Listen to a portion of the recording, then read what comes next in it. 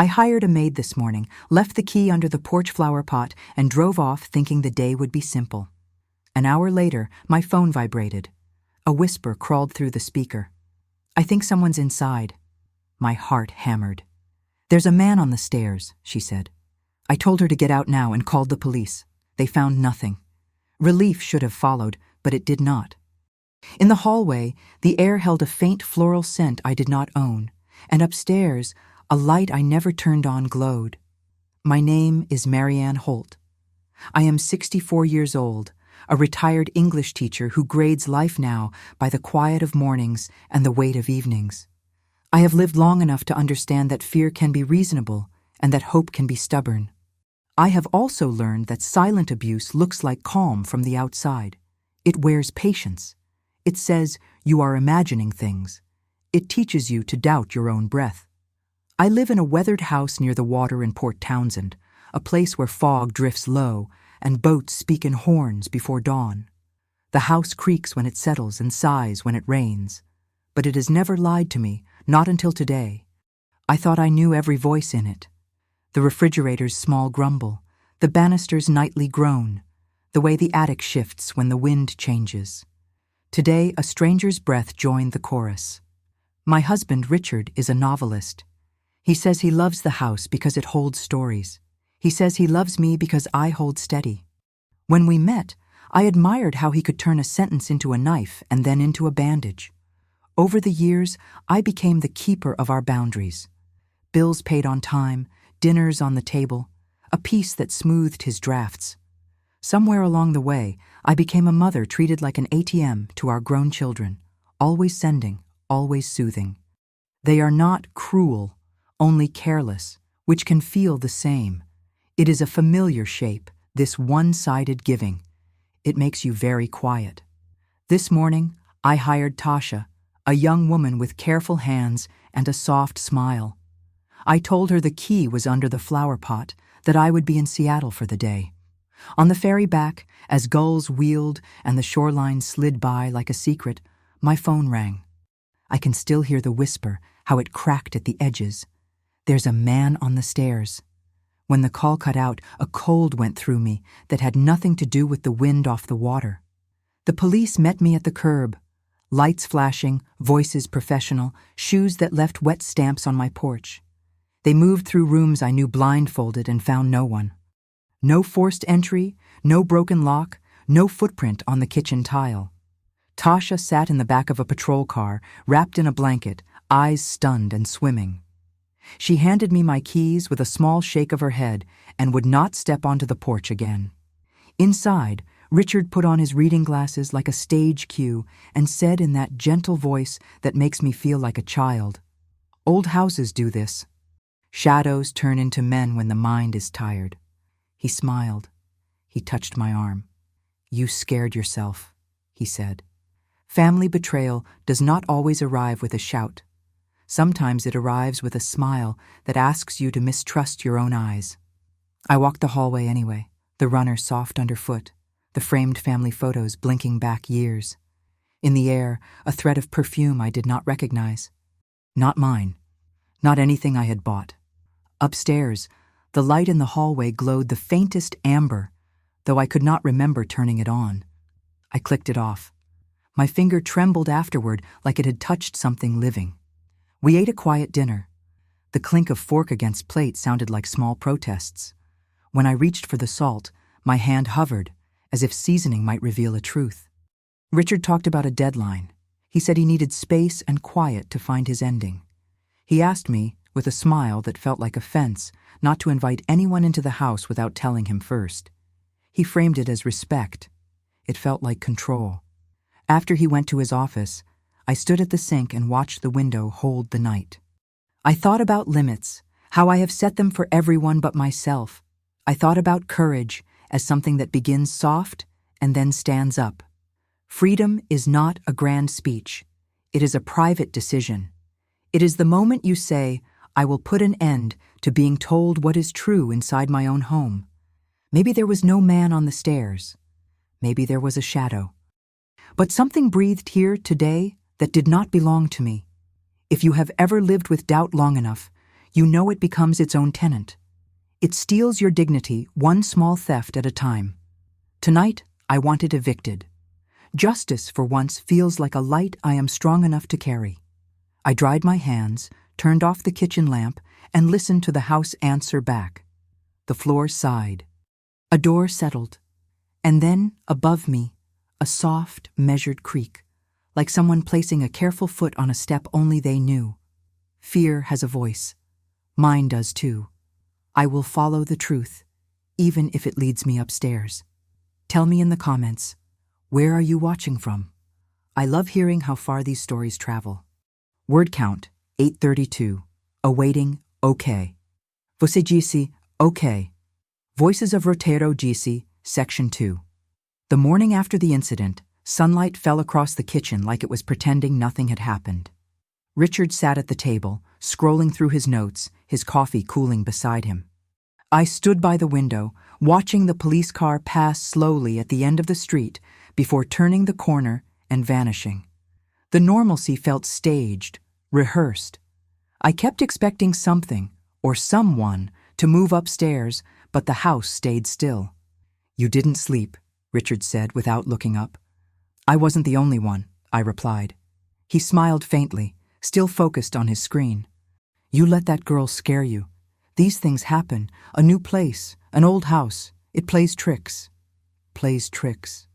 That phrase stayed in my mind like a splinter. I poured myself coffee, listening to the sound of liquid filling the cup. It was ordinary, grounding, and yet the silence that followed was too clean, too careful. Tasha isn't coming back, I said. She was terrified. She should find another line of work if she frightens that easily. He looked up at me finally, his eyes soft with mock concern. You'll drive yourself crazy if you keep replaying it. I nodded, though I didn't agree. The truth is, part of me wanted to believe him. I wanted to file the whole thing under misunderstandings and move on. But I couldn't shake the memory of that whisper, how it trembled between fear and certainty. By noon, Richard had retreated into his office, the door closing with the click that had begun to sound like a lock. I tried to fill the hours, watered the plants, folded laundry, rearranged the bookshelf for the 100th time. Every sound startled me. A drip from the faucet, a creak from the ceiling. The house felt different now, as if it were listening. That afternoon, I made soup. Cooking had always been my way of steadying my hands. When Richard finally emerged, I watched him cross the kitchen, take a slice of bread, and dip it into the bowl like nothing in the world was wrong. You're still thinking about it, aren't you? He said between spoonfuls. It's hard not to. Then stop. His tone was sharper now. You'll make yourself sick. He left his bowl half full and went back to his office. I stared at the untouched soup, feeling something shift quietly inside me. For most of my life, I've accepted explanations that didn't fit because they came from people who spoke with confidence. Confidence can be its own kind of prison. That night, I took the trash out and lingered on the porch. The street was empty, except for the neighbor's cat darting between the bushes. Across the road, Mrs. Jennings's house glowed faintly through her curtains. Everyone here seemed to live in stories half told. As I turned back toward my own front door, I saw it. The faintest shimmer of light behind the attic window. It wasn't bright, just a dull pulse, as if someone had walked by carrying a candle. My breath caught. The logical part of me tried to explain it. A passing car, a reflection, but the street was still. I went inside and looked up the staircase. My heart began its old pounding again. "Richard," I called. No answer. The light from under his office door had gone out. The air smelled faintly of smoke and something else. Lavender, maybe. A perfume I didn't own. I took one cautious step onto the stairs, and the board moaned beneath my foot. The sound echoed upward, swallowed by the dark. I froze there, my hand on the railing, listening. Nothing. Only the distant hum of the refrigerator and the pulse in my ears. Then, as I turned to go back down, I heard another sound. A soft, steady rhythm above the ceiling. 2 steps. Pause. 2 more. I whispered to myself, "It's the house. Just the house."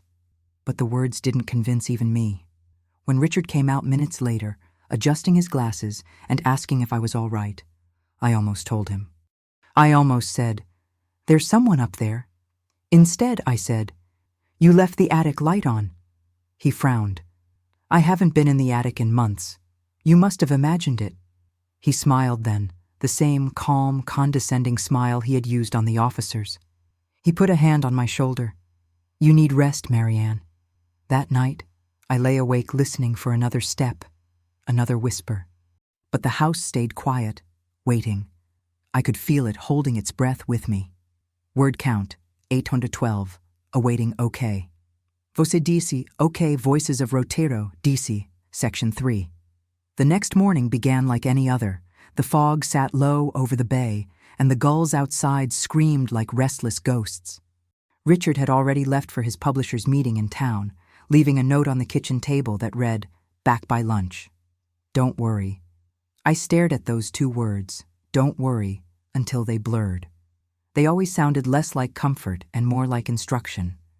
I poured coffee, the bitter kind Richard preferred, and tried to shake the unease that had settled deep in me. The house looked harmless in daylight, gentle even, but it carried the same hollow echo I'd noticed since the night of Tasha's call. The walls felt thin, as if something had been listening from the other side all along. I decided to clean to distract myself. I opened windows, scrubbed counters, polished the silver tray we'd received on our wedding day. As I moved through the house, I realized I had started avoiding looking at the ceiling. I didn't want to see the faint outline of the attic door or remember the soft thuds from the night before. By late morning, while changing the sheets in the guest room, I noticed something odd, a set of muddy footprints near the baseboard. They were small, almost delicate, as if made by bare feet. I knelt down, my pulse quickening. The prints were too fresh to be old dust. I followed them toward the hall, but they faded halfway across the carpet. My first thought was that I'd lost my mind. My second was that Richard was lying. At noon, I heard his car in the driveway. He came in cheerful, the smell of rain still on his jacket, and kissed my forehead lightly. "Everything all right here?" he asked. "Fine," I said. My voice sounded flat. "How was the meeting?" "Tedious," he said, "but productive. The new manuscript's nearly finished." I didn't ask what manuscript. I already knew he'd been working on something he wouldn't show me. A secret story, written behind a locked door. He noticed the open window in the guest room and frowned. "You shouldn't leave those open," he said. "Anyone could climb in." "Anyone already has," I almost said, but I bit my tongue. Instead, I smiled and closed it quietly. That evening, we ate dinner together. I made salmon, his favorite, though I couldn't bring myself to taste it. He talked about deadlines and cover designs, about the strain of creative life. I nodded, pretending to listen, my mind still circling those footprints. When I cleared the table, I noticed his plate was spotless. No crumbs, no sauce. The way Tasha's voice had broken came rushing back. "There's a man on the stairs." After dinner, I pretended to read in the living room while he worked upstairs. Every few minutes, I looked up toward the ceiling, hearing faint movement, like paper being shuffled, like someone pacing. Once, I heard a soft cough. At 10, he came down with his reading glasses hanging low on his nose. "You're still awake," he said. "Couldn't sleep," I replied. "You worry too much," he said gently. "You've done that since the day we met. Maybe I've had reasons." His eyes lingered on mine, puzzled but slightly amused. "You always find ghosts where there aren't any." When he kissed my cheek goodnight, the gesture felt rehearsed, as if he were playing a role he no longer believed in. I waited until I heard the creak of his office chair upstairs before slipping into the hallway. The attic light was off this time. I climbed the first 3 steps and listened. Silence. But there was something else, a smell, faint, warm, familiar. Cinnamon. The same scent that used to fill the kitchen when I baked for the holidays, something Richard hadn't liked for years. I followed it halfway up before stopping myself. I knew then that whatever lived above me had a rhythm, day quiet, night alive. And I also knew that Richard didn't want me to notice. When I returned to bed, I left the hallway lamp on. It wasn't courage. It was proof to myself that I could still make small choices without permission. The light cut a pale line across the floor, and I watched it until my eyes burned. Before I drifted off, I whispered into the dark, "If you're real, I'll find you." The house didn't answer, but somewhere above the ceiling, the boards shifted again, like someone turning over in sleep. Word count, 838. Awaiting, OK. Você disse, OK, Voices of Roteiro disse, Section 4. By the fourth night, I had memorized every sound this house could make. The faucet's lazy drip, the water heater's sigh, the floorboard that always groaned beneath the hallway rug. But there was a new rhythm now, quiet, measured, almost polite, like someone trying not to be heard. Richard claimed he hadn't noticed anything unusual. He said the noises were in my head, that retirement had made me restless. When he said it, he smiled, but his eyes did not.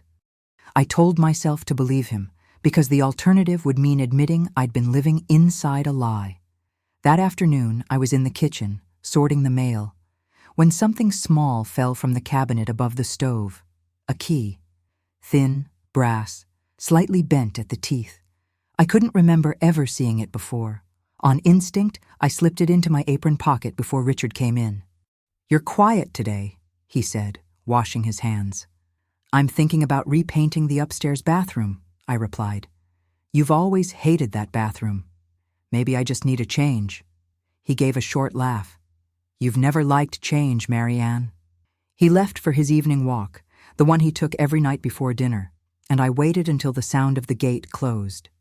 Then I climbed the stairs, heart beating so loudly it felt like it might call out my name. The hallway smelled faintly of dust and something floral, like perfume gone stale. I stood beneath the attic door, the pull cord dangling like an invitation. For a moment, I couldn't move. Then I reached up, tugged, and the ladder unfolded with a long, tired groan. The air that fell from above was cold and strange. It smelled like old paper, candle smoke, and human breath. I climbed halfway up before stopping. My hands trembled. The space above was dark, except for a sliver of light at the far end, where the roof dipped low. Then I heard it. A faint shuffle, followed by the sound of something metallic, clinking against the floor. My mouth went dry. I whispered, "Hello?" No answer. The shuffle came again, slower this time. I climbed one more step and raised the lantern I had brought. The beam caught dust swirling like fog. A stack of boxes, a broken lamp, an empty teacup on the floor. And then, footsteps on the stairs below me. "Marianne," Richard's voice. Calm. Too calm. "What are you doing up there?" My pulse jumped. "I heard something," I said. He laughed lightly. "Always hearing things, aren't you? Come down before you fall." Something in his tone stopped me. There was no worry in it, only control. I climbed down slowly.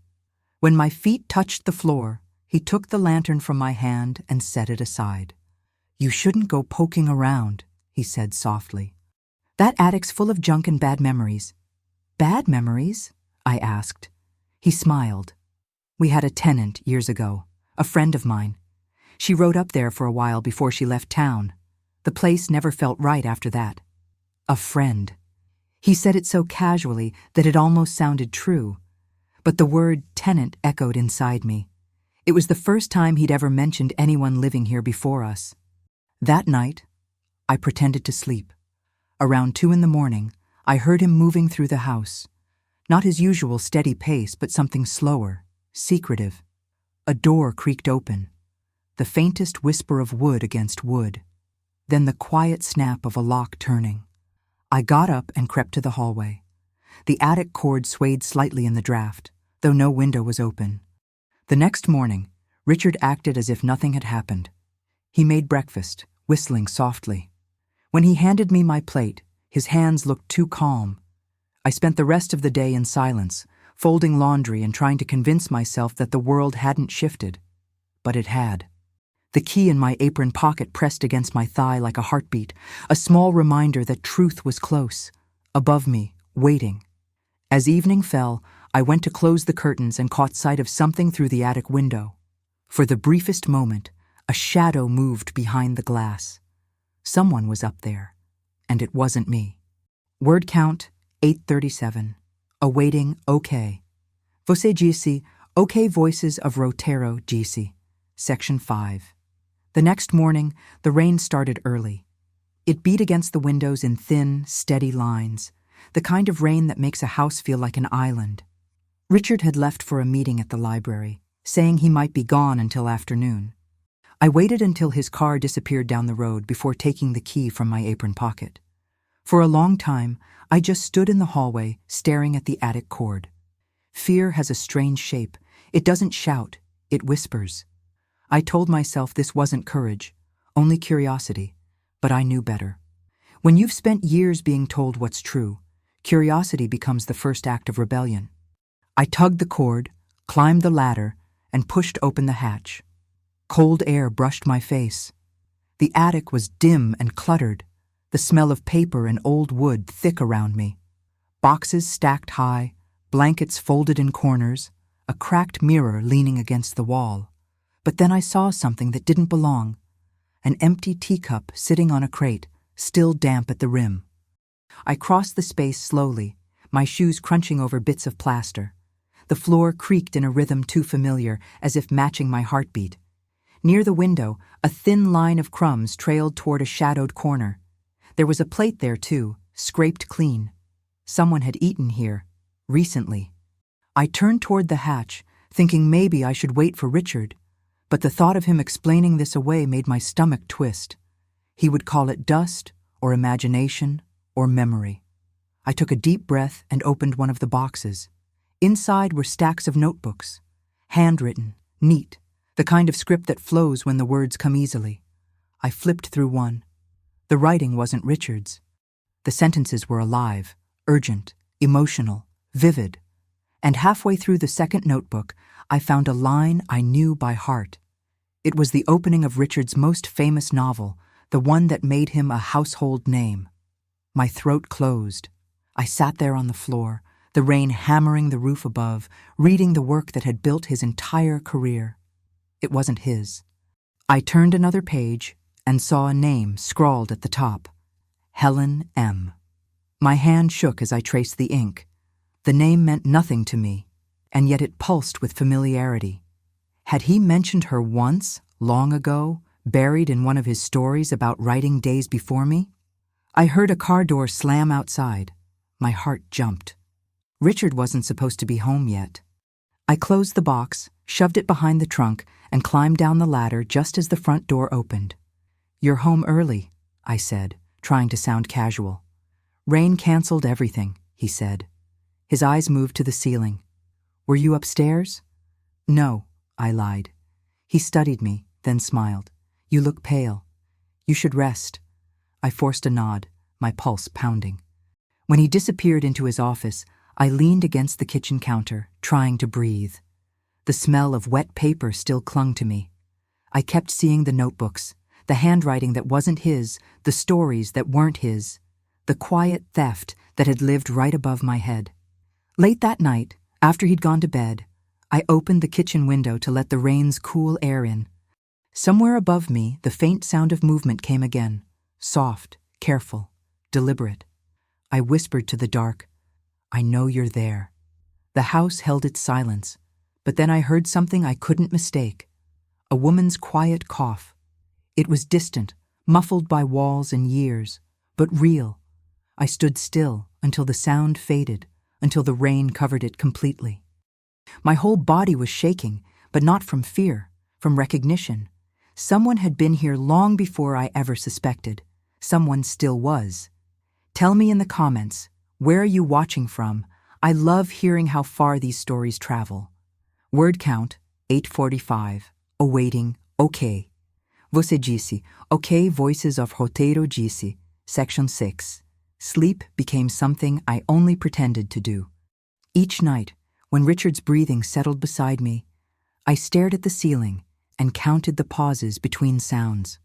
Sometimes there was nothing but the whisper of the wind. Other times, faint footsteps crept above the plaster. I had begun to know the rhythm of whoever or whatever lived above us. I started keeping notes. A small spiral notebook I hid inside my nightstand. I wrote down times, sounds, smells. 2:30 a.m., a soft thud near the attic door. 4:10, the faint scratch of paper. 7:15, the scent of coffee before either of us had brewed any. I wasn't losing my mind. I was gathering proof. Richard noticed my exhaustion, but not my reason for it. Over breakfast, he studied me as if I were another of his drafts, something to edit until it behaved. "You're pale," he said. "You're worrying again." "I hear things," I answered quietly. "Old wood moves when it rains," he said, smiling the way people do when they think you're fragile. After he left that morning, I went into his office. The key he always kept around his neck hung on a hook by the window. He must have forgotten it. The sight of it felt like an opening door. The room smelled of tobacco and ink. On his desk were pages typed in clean lines. I skimmed the first one and froze. It wasn't his voice. I knew it now. The rhythm, the tenderness, the turns of phrase that belonged to the handwriting I had seen in the attic. Whoever Helen M. was, she was still writing through him or for him. I searched the drawers and found something else. A photograph. Richard, years younger, standing beside a woman at a book event, her face half turned, hair dark and tied back, her smile alive. On the back, in looping handwriting, for R, "Because you promised to keep my words safe. Safe." The word felt poisonous. The sound of the front door made me jump. Richard was home early again. I closed the drawer quickly and stepped back from the desk. When he walked in, his expression flickered. Surprise, then calm. "Looking for something?" he asked. "Just cleaning," I said. "That's not your job anymore." The way he said it made the air feel heavy. He moved toward me, his hand brushing the desk as if to check what I'd touched. I stepped away. "You left your key," I said. He smiled, slow and knowing. "Did I?" He slipped it into his pocket. "Try not to wander into rooms that aren't yours." That evening he poured wine at dinner, something we rarely did. He told stories from the old days, his early struggles, his creative sacrifices. I listened, trying to hear truth in the pauses, but all I heard was performance. Every sentence built a wall around a secret. When he finally went upstairs, I stayed in the kitchen, the notebook open beside me. I wrote one more line. The house has two authors. Outside, the storm thickened. The rain sounded heavier near the attic window, like hands tapping to be heard. I rose and turned off the lights, letting the dark hold me for a moment.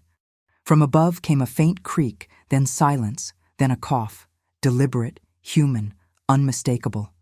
I whispered, barely breathing, "You're real, aren't you?" Something shifted. A soft knock against the ceiling, once, twice. Then nothing. Tears stung my eyes, not from fear but from recognition. Whoever she was, she wanted someone to know she existed. I pressed my palm to the ceiling, feeling the cool plaster beneath my fingers. For 37 years, I had built my life around a man who taught me to question my own senses. Now, I finally trusted them. Tomorrow, I would go back up there, not out of curiosity, but out of respect, for the woman trapped in silence, and for the part of myself I had let him bury. For the first time in years, the fear and the courage felt like the same thing. Word count, 843. Awaiting. Okay. Você diz, okay, Voices of Rotero. DC, Section 7. Morning light pushed through the curtains like a secret trying to get in. I hadn't slept. I sat at the kitchen table, my notebook open beside a cup of untouched coffee. The words I heard her underlined twice. The house was quiet except for the slow ticking of the wall clock and the hum of the refrigerator. Richard had left early again, off to his publisher or so he said. His jacket was gone, but his phone charger sat still plugged in by the counter. A small lie left behind. I took the attic key from my pocket, the metal cool and strangely reassuring. My hands shook, but not from fear this time. It felt like purpose. When I reached the attic, sunlight cut through a small window, illuminating dust like tiny drifting planets. The air was colder than I remembered.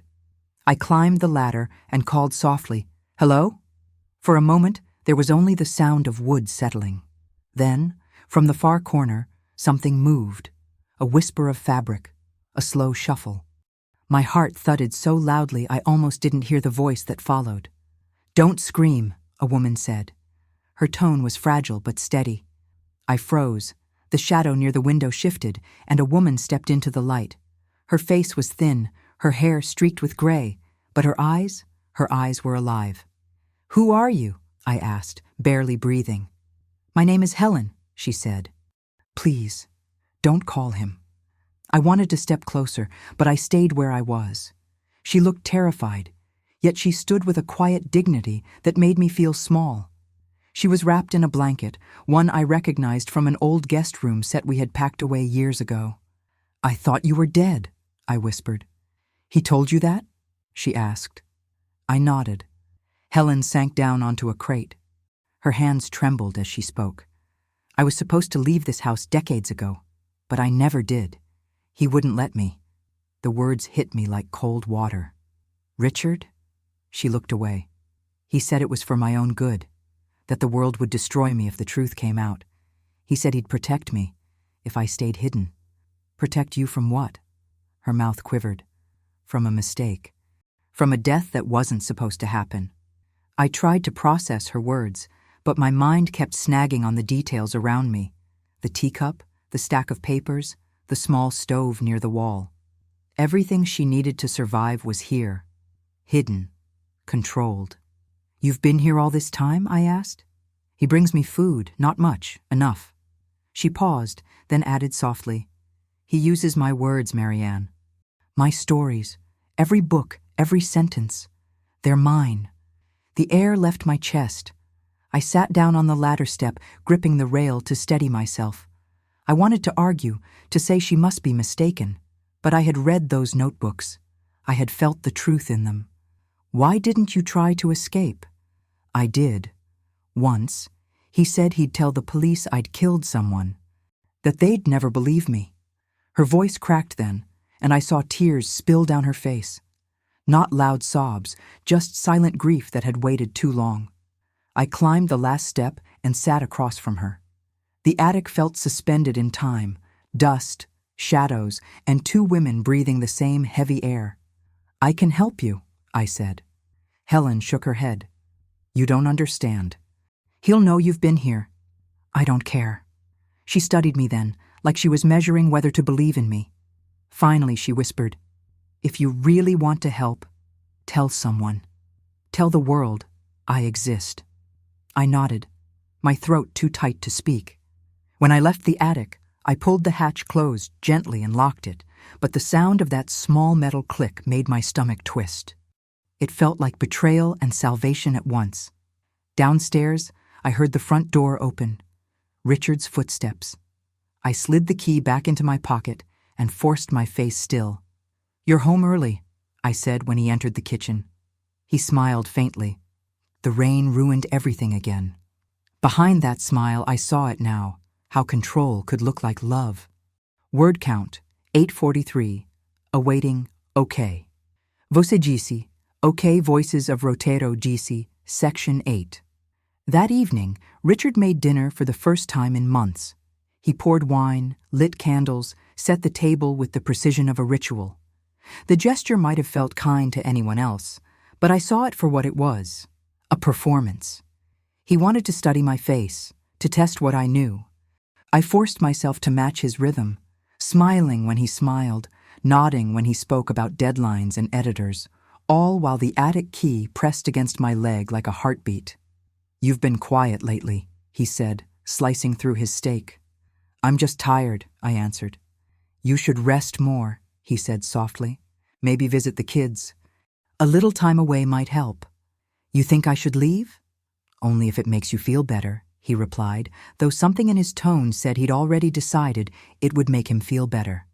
He poured me another glass of wine and watched me drink. His eyes followed every movement, gentle but calculating. I had spent 37 years learning that control could sound like concern. Tonight, it sounded like permission. After dinner, I excused myself and went to the kitchen to wash the dishes.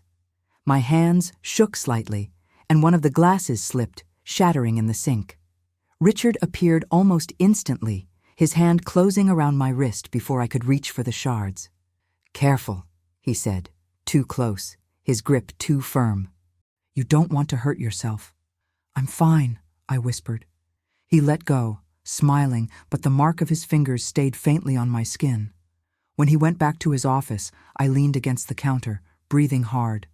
Upstairs, above the ceiling, I imagined Helen listening to every sound below, her survival balanced on my silence. I could almost hear her voice, steady and small, asking again, "Tell someone. Tell the world I exist." I wanted to. But how? Who would believe a story like this? A woman locked in an attic, fed lies and crumbs, her life stolen by the man downstairs. The next morning, I decided to test him. I brewed coffee and said casually, "I was cleaning yesterday and found something in the attic. Some old notebooks." He froze mid-stir. It was subtle, a half-second pause, but I saw it. Then he smiled. "You went up there?" "Just for a minute." "You shouldn't," he said lightly. "Mold, dust. It's not good for your lungs." There were names written inside. Helen M., I think. His eyes lifted to mine, and for a breath the mask slipped. Then, smooth as ever, he said, "Helen was a student of mine, years ago. She wrote beautifully, but she passed away long before you and I met." "Passed away?" I asked. "Car accident," he said without hesitation. "Tragic thing." He walked away before I could answer, his plate untouched. I sat there, stunned by how easily he could murder truth with a sentence.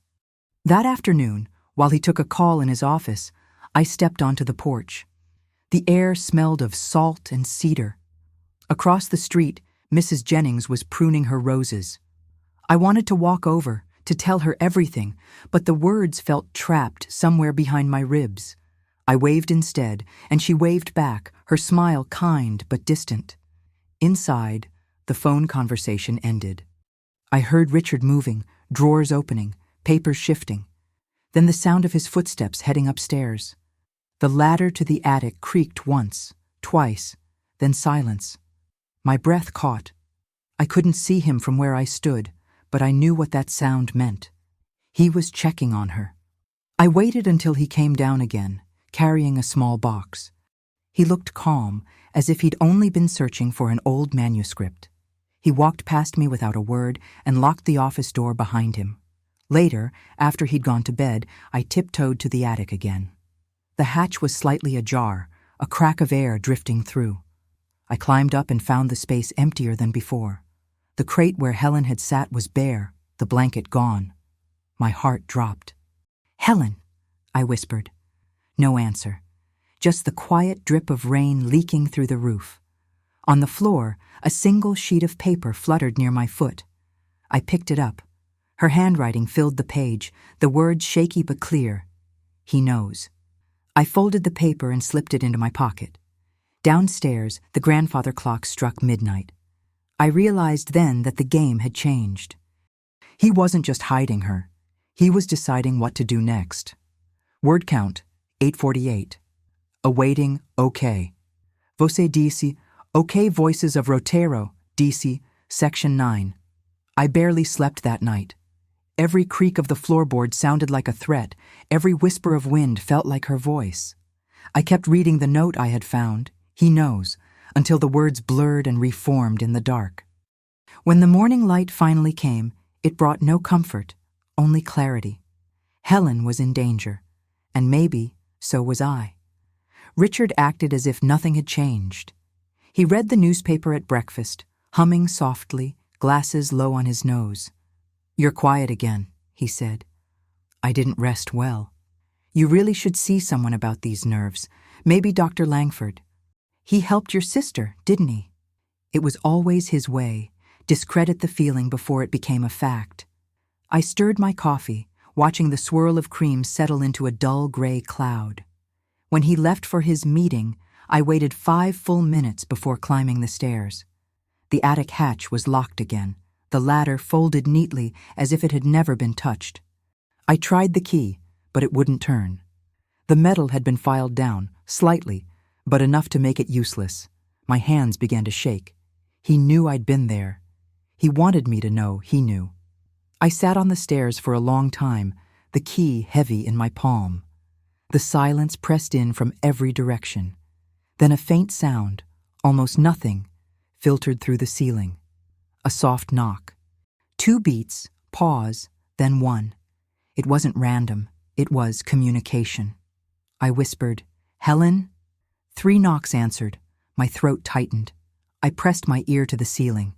"Are you safe?" I asked. 2 knocks, no. I went downstairs and paced the kitchen, every thought louder than my footsteps. Calling the police would be useless. The last time they came, they'd found nothing, and Richard's charm had done the rest. What would I say this time? That a ghost was knocking in Morse code?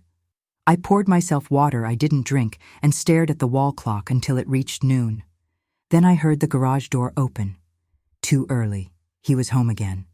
Richard walked in carrying groceries, setting them carefully on the counter. "Meeting's canceled," he said cheerfully. "Storm's rolling in. Thought I'd pick up lunch." His eyes flicked to my hands, where the useless key still glinted. He didn't mention it, but his smile sharpened. "Still searching for answers?" he asked. "I like things tidy," I said.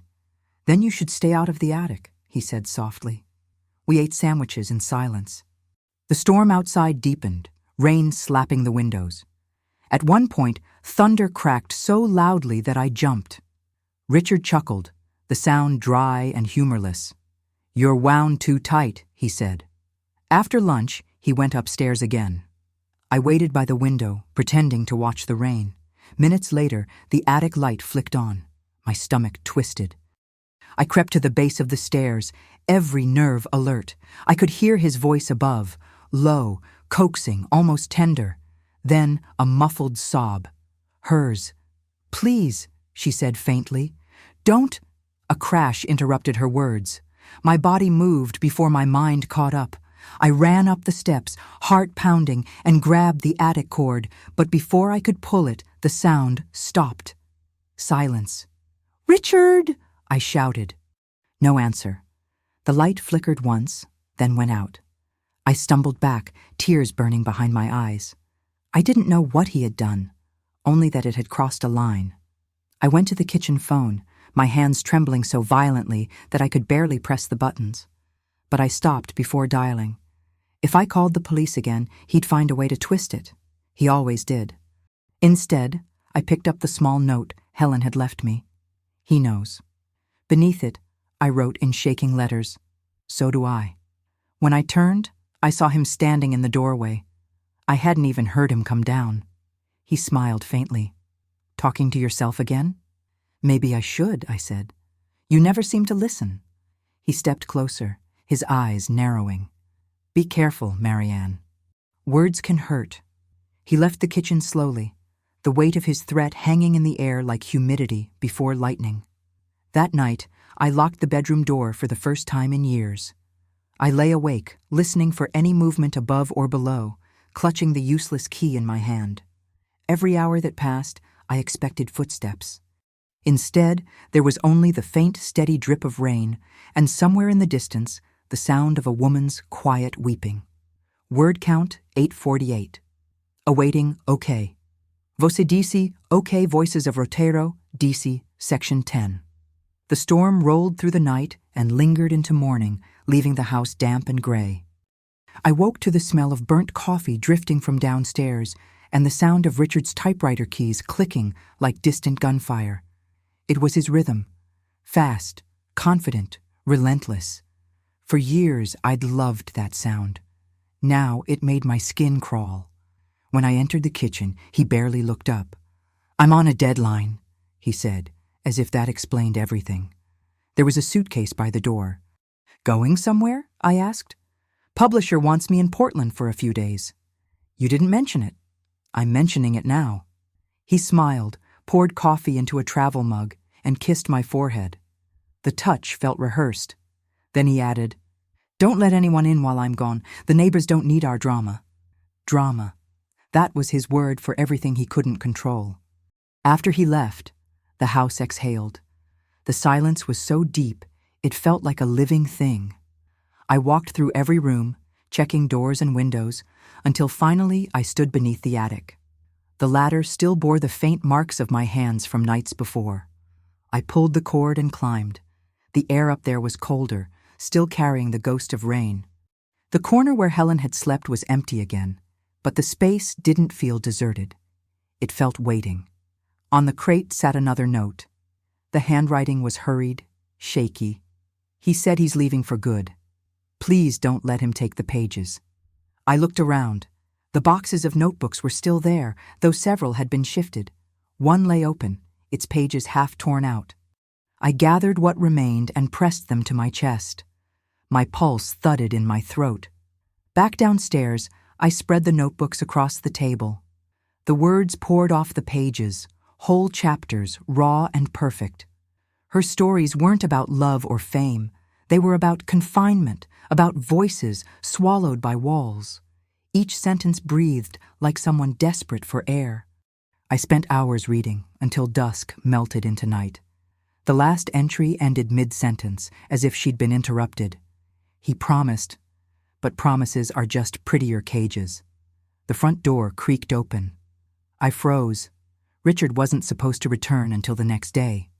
I slid the notebooks under the tablecloth just as he stepped into the light. "Miss me already?" he said, setting down his suitcase. "The weather must have changed your plans. Or maybe I just needed home." He smiled, but his eyes darted toward the staircase. "You've been busy." "Cleaning," I said. He nodded, walking to the sink. His reflection in the window looked like another man entirely. Older, heavier, hollowed out by his own lies. He rinsed his hands slowly, almost theatrically.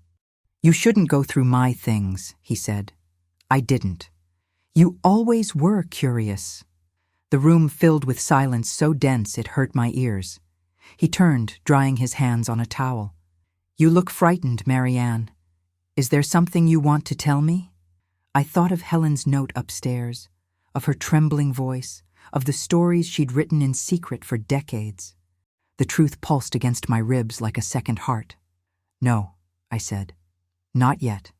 He studied me for a long moment, then smiled, a small, satisfied curve of his lips. "Good.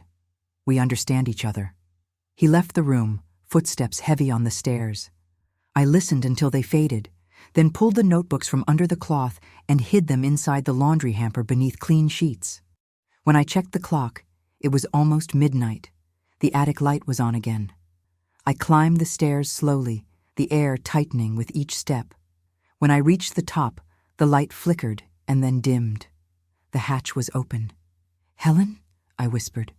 No answer, only the faint scent of lavender and candle smoke. Then, from behind the crates, a whisper so faint I barely caught it. "He said he's leaving, but he won't." I turned toward the voice, my breath catching. There she was, eyes red, hands trembling, clutching a torn page. "You can't let him take them," she said. "If he does, I disappear again." I nodded, unable to speak. "Promise me," she whispered. "I promise." The wind rattled the window pane. Somewhere downstairs, a door slammed. He wasn't sleeping after all. Word count, 844. Awaiting, okay. Você disse, okay, Voices of Roteiro, disse, Section 11. I froze at the sound of the door slamming downstairs. Helen's eyes widened, the paper shaking in her hands. I motioned for her to stay quiet and moved toward the attic hatch.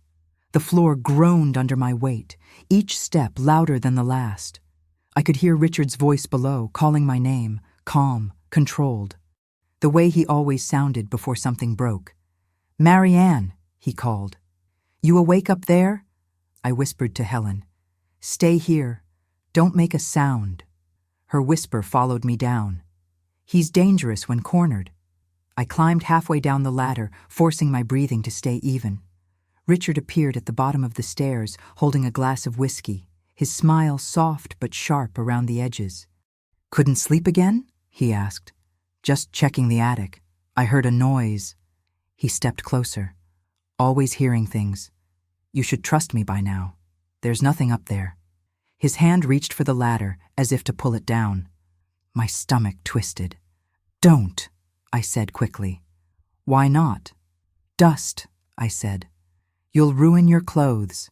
He laughed, but the sound didn't reach his eyes. You've been different lately. Distant. I've been tired. Of me? I hesitated just long enough for him to notice. The smile slipped from his face. You've been reading, haven't you? My work. Our work, I said quietly. For a moment, silence filled the hall like a fog. Then he took a step closer, his voice low. You don't know what you're talking about. I know she's real, I said. His jaw tightened. Who? Helen. He laughed again, too loudly this time. You've lost it, Marianne. You've let your imagination rot you from the inside. There is no Helen. Then why is her handwriting in your books? He didn't answer. The glass in his hand tilted, amber liquid spilling onto the floor. He set it down carefully on the railing and straightened his posture. Go to bed, he said. We'll talk about this in the morning. I'm not going to bed. His eyes flicked toward the ceiling, toward the faint square outline of the attic hatch. Then back to me. You've been up there again. I had to know the truth. His expression changed, something small breaking behind his calm. After everything I've given you, this is what you do? Sneak around? Spy? You've been lying to me for decades. He took another step, closing the distance between us. Careful, Marianne. You don't want to say something you'll regret. I already regret everything I never said, I replied. The air between us tightened, charged. I could feel the heat of his breath now, the tension of years coiling into one moment. Then, from above, came a faint noise, a cough, barely audible but enough. His head snapped upward. What was that? He asked. The house settling, I said quickly. But I saw it in his eyes, the instant he recognized the sound. He turned toward the ladder, and instinct took over. I stepped in front of him, blocking his way. Move, he said quietly. No. He reached for my arm, but I stepped back. The look on his face was pure disbelief, as if he couldn't comprehend that I'd chosen to resist. For years, I had played the quiet wife, the agreeable echo. Now silence was no longer safety. It was surrender. You're shaking, he said softly. You're afraid of what you've imagined. I'm afraid of what you've done. He stared at me for a long time. Then, with a forced calm, he said, I'm going to my office. When you come to your senses, we'll talk. He turned and walked away. I stayed there, frozen, listening to his footsteps fade down the hall, the door closing, the lock clicking. Above me, the attic floor creaked again, 2 soft steps. She was still there, waiting. I whispered upward, I'm not letting him hurt you again. And for the first time since this began, I heard her answer clearly. I believe you. Word count, 847. Awaiting, OK. Você disse, OK, Voices of Roteiro, disse, Section 12. By morning, Richard was gone again. No note this time, no message, just an empty side of the bed and the faint smell of his cologne clinging to the pillow. The silence that followed was not relief, it was warning. He had taken something with him.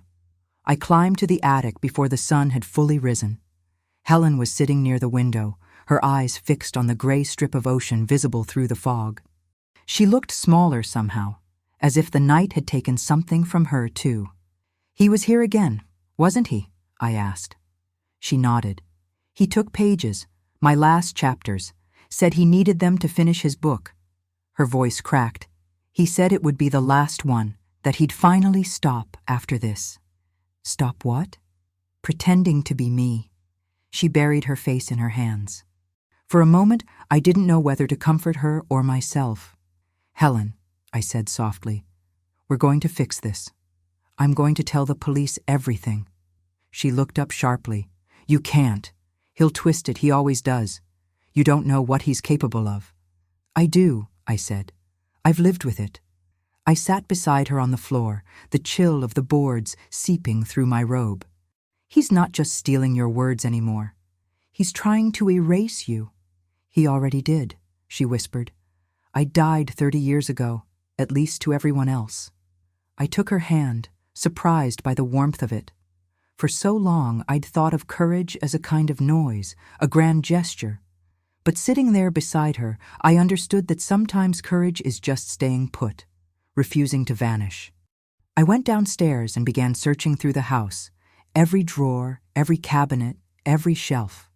I found the torn pages inside his office, stuffed into a manila envelope marked Portland Trip.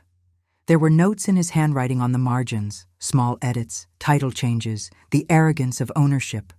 The last page stopped me cold. It was Helen's voice again, describing a woman who had given everything to keep peace, who'd mistaken endurance for dignity. The story ended with a single unfinished line. And she finally learned that silence was a kind of death, too. I pressed the page to my chest. Later that morning, I went to the police station.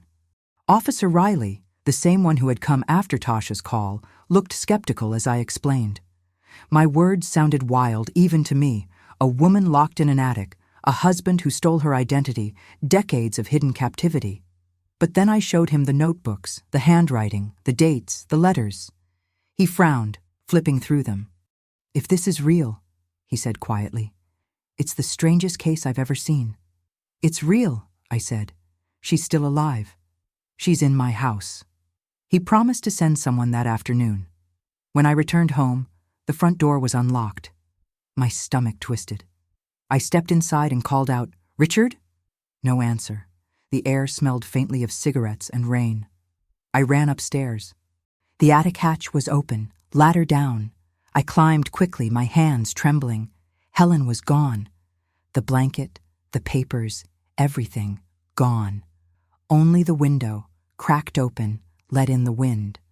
On the floor near the crate lay a single photograph. It showed Richard and Helen together, younger, smiling, the same picture I'd seen in his desk. But now, the corner bore new handwriting in her script. "Find the truth before he finishes." I sank to my knees, gripping the photo until it bent. Outside, an engine roared to life. Through the attic window, I saw his car pulling away from the curb, taillights glowing red in the fog. I whispered into the empty air, "I won't let him bury you again." Then I went to the phone and called Officer Riley. "He's leaving," I said, "and I think he's taking her with him." Word count 849. Awaiting OK. Você diz, OK Voices of Rotero, dice, Section 13. The rain had stopped by the time the police arrived, leaving the streets slick and shining like dark glass. 2 patrol cars parked outside the house, lights flashing silently through the mist. I stood on the porch, the photograph of Richard and Helen clutched in my hand. My pulse was so loud it drowned out everything else. Officer Riley listened as I explained, his brow furrowing deeper with each word. He radioed for a search team to check the highways heading south. I handed him the notebooks, the envelope of stolen pages, even the key that no longer worked. He looked at them, then at me, like he wanted to believe but didn't know how. "If she's still alive," he said carefully, "we'll find her." I wanted to believe him, but the house behind me hummed with the kind of emptiness that comes after truth has already left. They searched for hours, combing through the attic, the basement, the garden shed. Nothing. It was as if she'd been swallowed by the fog. That night, when the officers left, I sat alone in the kitchen. The ticking of the clock was too loud, the silence too sharp. I couldn't eat. I couldn't think. Every time I closed my eyes, I saw Helen's face, pleading, fading. Then, near midnight, the phone rang. At first, I thought it was the police, but the voice on the other end wasn't Riley's. It was Richard's. "You shouldn't have done that," he said softly. His tone was calm, almost gentle. "You don't understand what you've started." "Where is she?" I demanded. He chuckled, a sound so familiar it made me sick. "She's safe. Safer than she's been in years." "You're lying. You keep saying that word as if it means something. The truth is flexible, Marianne. You of all people should know that. What have you done? You wanted justice, didn't you? Maybe now you'll get it." The line went dead. I stood there shaking, the phone still pressed to my ear, the dial tone humming like a warning. Then I saw it. The faint glow of light through the kitchen window. The attic light. On again. I climbed the stairs, every step heavier than the last. The ladder was still down, swaying slightly. I pulled myself up and froze. Helen was there, standing near the window, her face pale, her wrists red from rope burns. She was breathing hard, eyes wide with panic. "He's gone," she said. "He left me here." I ran to her, helping her sit. "We'll call the police again," I said. "No," she whispered. "He's coming back. He said he had to finish the story." "What story?" "The one he's been writing for 30 years. My stomach turned. "About you?" "About us," she said. "He always said he couldn't end it until someone paid the price." Thunder cracked outside, though the storm had already passed. I could feel it then, the inevitability of it, like the final chapter of a book that had been written long before I opened it. "We have to leave," I said. She looked toward the stairs, her body trembling. "I can't," she said. "I've tried. The world outside doesn't feel real anymore." "Then I'll stay with you," I said. She shook her head. "Don't make my mistake. Don't let him make you part of the story." Before I could answer, headlights swept across the window. A car door slammed. "He's back," she whispered. I grabbed her arm. "This time, I won't let him win." We moved fast, climbing down the ladder, my heart pounding so loudly I could barely hear her breath beside me. I led her to the back door, but before we could step outside, his silhouette filled the doorway. "Going somewhere?" Richard asked. His voice was low, steady, almost kind. That made it worse. Helen froze. I stepped in front of her. "It's over, Richard," I said. "The police know everything." He smiled faintly. They never believe stories this strange. The gun in his hand caught the kitchen light. "You stole her life," I said. "You used her pain to build your success."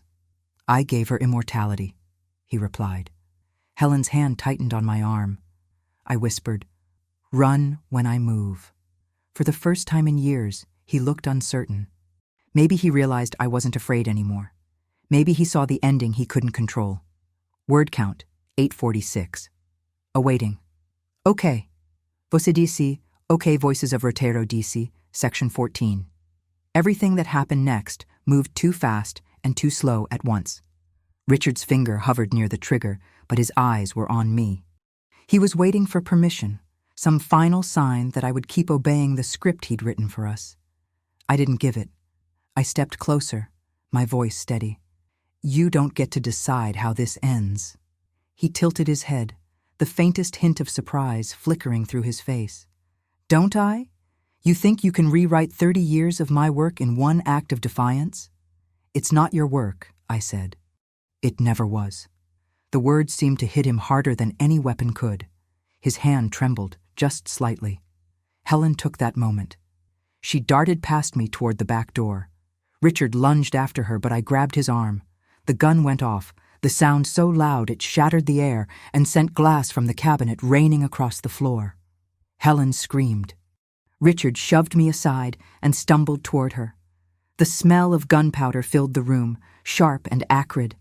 I pushed myself up and saw blood blooming on his sleeve, a shallow wound from his own misfire. "You'll ruin everything," he hissed, clutching his arm. "You already did," I said. Helen stood by the door, shaking but upright. Her eyes met mine, pleading, terrified, alive. I shouted for her to run. She did. Out the door, into the fog. Richard moved to chase her, but I stepped in front of him again, blocking the way. "Move!" he said, his voice now ragged. "No!" He raised the gun again, but his hand wasn't steady anymore.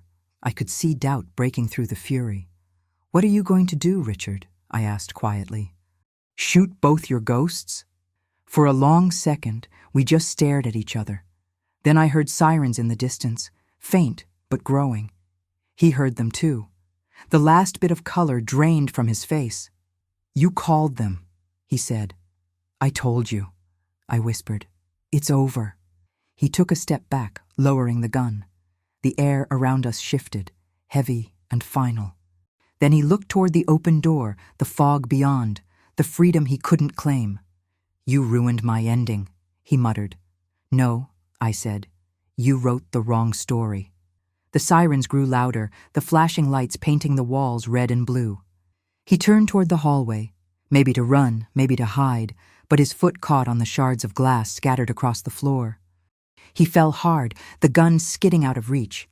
I didn't move to help him. Not this time. When the officers burst through the front door, I pointed them upstairs first. "There's a woman," I said, my voice shaking. "She's been trapped here for years." They moved quickly, 2 going up the stairs, another kneeling beside Richard. He was still conscious, still angry, but the fight had left his eyes. Outside, I could hear Helen sobbing in the yard as an officer wrapped a blanket around her. I walked out slowly, the cold air cutting through the smoke. She saw me and reached for my hand. "It's done," I told her. She nodded, tears streaking through the dirt on her face. "You saved me." "You saved yourself," I said. The paramedics arrived next, guiding Richard onto a stretcher. He didn't look at me as they wheeled him past. For the first time, he was truly silent. As the police lights flashed over the garden, I felt something loosen inside me, a knot that had been tied for decades. I thought of every quiet night, every gaslighted doubt, every stolen truth. It was ending here, in the place it had begun. Helen looked toward the attic window, glowing faintly above us. "I used to watch the sky from up there," she said. "It always felt too far away." "It's yours now," I said. "The sky, the stories, all of it." She squeezed my hand. "So is yours." The fog began to lift, just enough for dawn to find us.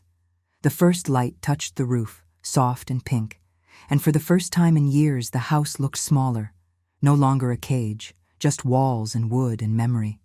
And I knew then, truth isn't what destroys you, it's what finally sets you free. Word count, 847, awaiting, okay. Você diz, okay? Voices of Rotero diz, Section 15, Climax and Resolution. The hours after the arrest blurred into fragments, sirens fading, flashlights cutting across damp floors, voices echoing through the rooms that no longer felt like mine. I remember sitting on the porch steps while the police moved in and out, taking statements, photographs, evidence. Helen sat beside me, wrapped in a gray blanket that swallowed her small frame. Every now and then, she flinched at a sound, then steadied herself, as if remembering that the fear no longer owned her. When Officer Riley came over, he crouched down to our level. His voice was quiet. "He'll be held without bail," he said. "We found drafts in his car, notes matching the handwriting in the notebooks. It's enough to charge him with fraud, false imprisonment, maybe worse." I nodded, too numb to celebrate. "The attic," I said softly. "You saw what he did to her up there." Riley hesitated, eyes clouding. "Yeah," he said. "We saw."